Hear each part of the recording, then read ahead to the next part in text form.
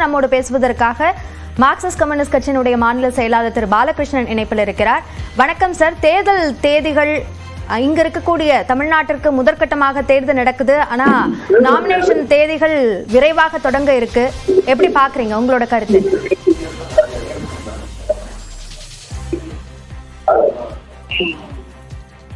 Hello, வணக்கம் திரு பாலகிருஷ்ணன், இணைப்புல இருக்கீங்க. தேர்தல் தேதிகள் அறிவிக்கப்பட்டிருக்கு.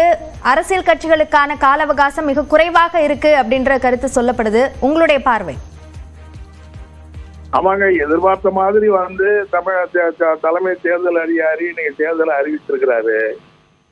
அதுல தமிழ்நாடு, கேரளா போன்ற மாநிலங்கள்லாம் முதல் கட்ட தேர்தல், ஒரே கட்ட தேர்தல்ங்கிற அறிவிக்கலாம் நல்ல விஷயம் தான். வழக்கமா நம்மளும் அதான் கேட்டிருக்கோம். எலெக்ஷன் கமிஷன் வந்துச்சு, நம்ம கட்சிகள்லாம் கேட்டிருக்கிறோம்.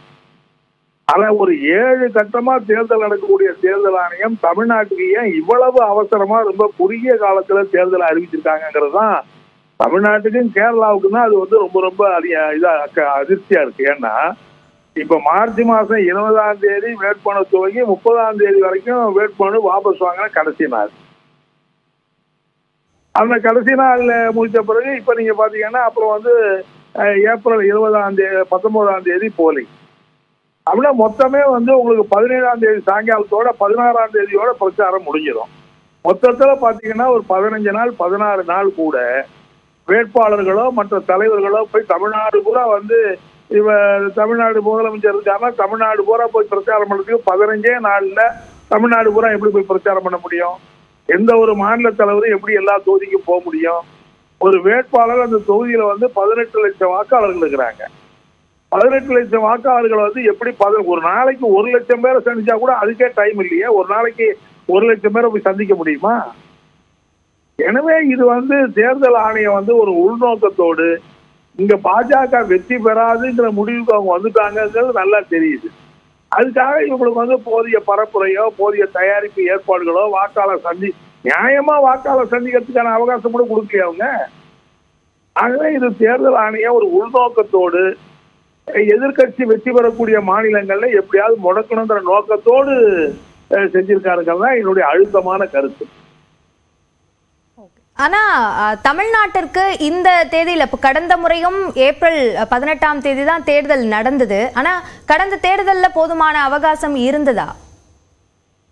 இல்ல, கடந்த தேர்தல்ல ஏப்ரல் மாசம் 18ஆம் நான் என்ன கேட்கிறேன்னா, இந்த தேர்தல் நீங்க போன தேர்தல் பாத்தீங்கன்னா மே மாசம் 16ஆம் தேதியோ 13ஆம் தேதியோ கவுண்டிங், 10ஆம் தேதி கவுண்டிங்.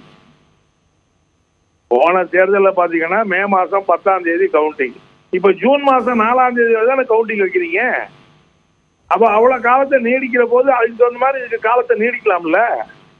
போன தேர்தல் என்னங்கிறத நான் எடுத்து பார்த்தா சொல்ல முடியும். பட் பாயிண்ட் என்னன்னா, ஏப்ரல் மாசம் 20ஆம் தேதி போலிங் முடிஞ்சு போச்சுன்னா தமிழ்நாட்டுல ஜூன் மாசம் 4ஆம் தேதி வரைக்கும் வாக்குப்பட்டிகளை எல்லாம் கொண்டு போய் வச்சுட்டு காவ காலத்து உட்காந்து ஏன் 1.5 மாசம் காவ காத்து இருக்கணும்? இதுல ஒரு 10 நாள் அவகாசம் கொடுக்கறதுனால உங்களுக்கு என்ன மற்ற மாநிலங்களுடைய தேர்தல் பாதிக்க போகுது?